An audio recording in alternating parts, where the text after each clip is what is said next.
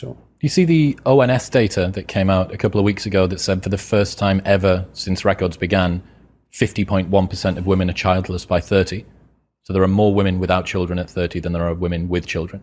The first time ever. Well, so this is somebody clipped a part of one of my podcasts, I believe it was, where I was talking about what our society does to 19-year-old women or 18-year-old women, 19-year-old women. We just lie to them all the time. You know, the first lie is there's nothing more important than your career, more or less by definition. So that's the first lie. The second lie is there will be nothing more important to you in your life than your career.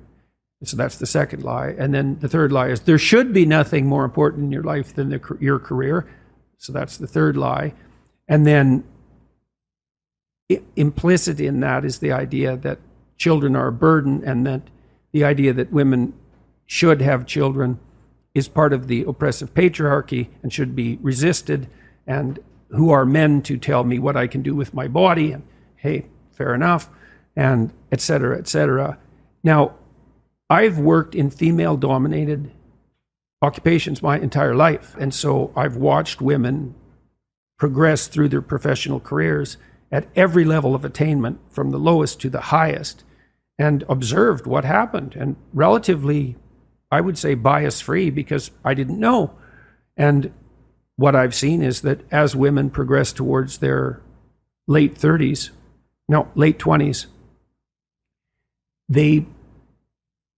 there's a psychological transformation, and what happens is that they place less emphasis on their career and way more emphasis, particularly on having a child. And that really reaches a crisis point around 29 or 30 for the vast majority of women, and their attitude flips. And I've seen it flip very dramatically with many women. And I've also watched what happens to women who hit 29 or 30 and then can't conceive. And that is not fate I would wish on anyone. It's awful. And 30% of couples fall into that. 30% of couples have difficulty conceiving. It's a lot. And the probability that you'll have difficulty conceiving increases with age. And so, c'est la vie. So you brought this up at the beginning. You said 50% of women now at 30. 50.1 are childless by 30. Yeah. Well, that's not good. That's a sign of something profoundly wrong with the entire culture at an extremely deep level. Rolling the clock forward, you and Elon tweeted recently about population collapse. What do you think is going to happen there? Oh, well, I've thought for at least 10 years that the biggest problem in 50 years will be that there's just not enough people. I remember hearing you say a few years ago that you thought we'd peak at about 9 billion.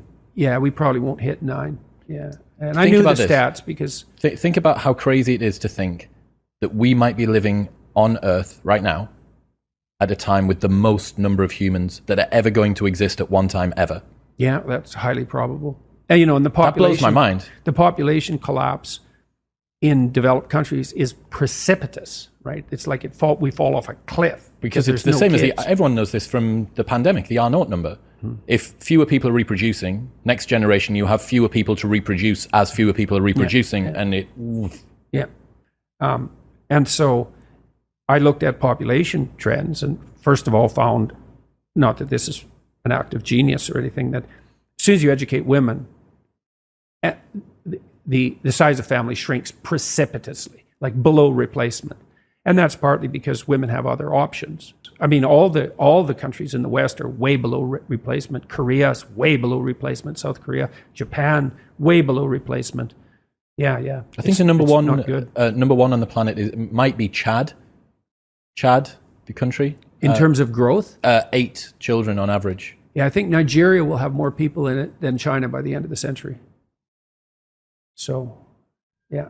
And Musk, he's a far-looking man, and so he's looking around the apocalyptic corner, let's say, and like, we're running out of people. And what that means, of course, is that you run out of young people, right? You don't run out of old people first, because everyone who is here now is going to be 30 years older in 30 years, and it'll be young people we don't have enough of. And of course, young people are the ones who do the innovation and are going to do most of the heavy lifting, et cetera. And so there's going to be a terrible shortage of young people. Well, you see this with some of the things that I posted that ONS data, the 50.1% of women childless by 30, and both men and women are replying to that tweet saying, well, good, there's too many people on the planet in any case. I know. I'm thinking how this NPC midwittery is so dangerous because it makes people believe that they actually have something grounded backing up their claims. Yeah.